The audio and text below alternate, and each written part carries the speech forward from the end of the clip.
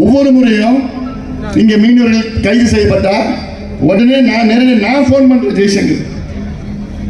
நம்ம தமிழ்நாட்டுக்காரர் அவர் கேட்பேன்.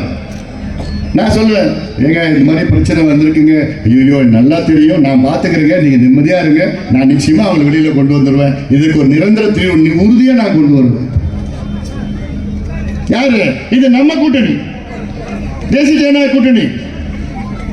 நான் சொல்லுவேன், கடந்த காலத்தில் நடந்திருக்கு. இது காங்கிரஸ் சொல்ல முடியுமா? இல்ல எடப்பாடி பழனிசாமியால் சொல்ல முடியுமா? எடப்பாடி பழனிசாமி ஒன்னும் சொல்ல முடியாது, ஒன்னும் சொல்ல முடியாது. என்னமோ நம்ம துரோகம் பண்ணிட்டோம், துரோகம் பண்ணி யார் துரோகம் பண்ணது? யாருக்கு யார் துரோகம் பண்ண? நீங்க தான் எனக்கு பா தம்பி போடணும், வீட்டுக்கு போய் எனக்கு சமையல்லாம் பண்ண போடணும் யாரும் போடணும். யாரும் துரோகம் பண்ணல. யாரும் துரோகம் பண்ணிட்டோம்? உங்க கூட கூட்டணி வந்து அப்படி எழுதி கொடுத்தீங்க, கட்சியை அடை வச்சு, ஐயா நாங்க உங்க அடிமை அப்படின்னு நினைச்சுக்கிறேன். இல்ல, நாங்க 2019 உங்க கூட கூட்டணி வரப்போ 10 கோரிக்கைகளை கொடுத்தோம். 10 கோரிக்கைகள் என்னென்ன கோரிக்கைகள் கொடுத்தோம்? 10 கோரிக்கைகள்.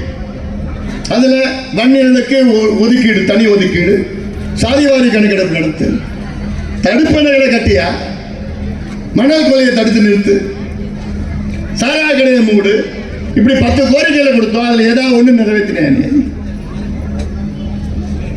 இடஒதுக்கீடு கொடுத்துட்டேன். இன்னும் என்னத்தை இடஒதுக்கீடு கொடுத்துட்டேன்னு அறகுறையா கொடுத்து, அவசரத்தில் கொடுத்து தெரியும், நீ கொடுக்கிறப்ப தெரியும், நீதிமன்றத்தில் ரத்து பண்ண போறாங்க தெரியும், தெரிஞ்சுதானே கொடுத்தது. அந்த அளவுக்கு என்ன தெரியாது.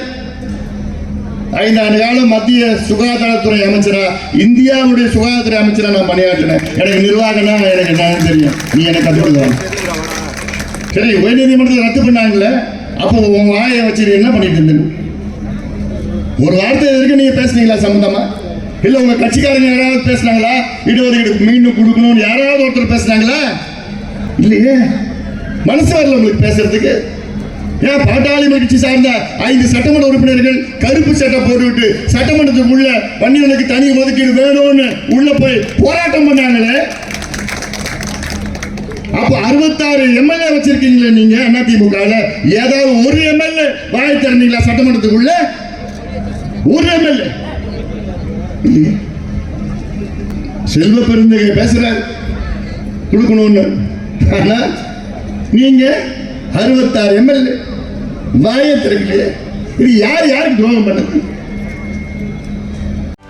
செய்திகளை உடனுக்குடனும் துல்லியமாகவும் தெரிந்து கொள்ள சப்ஸ்கிரைப் பண்ணுங்க.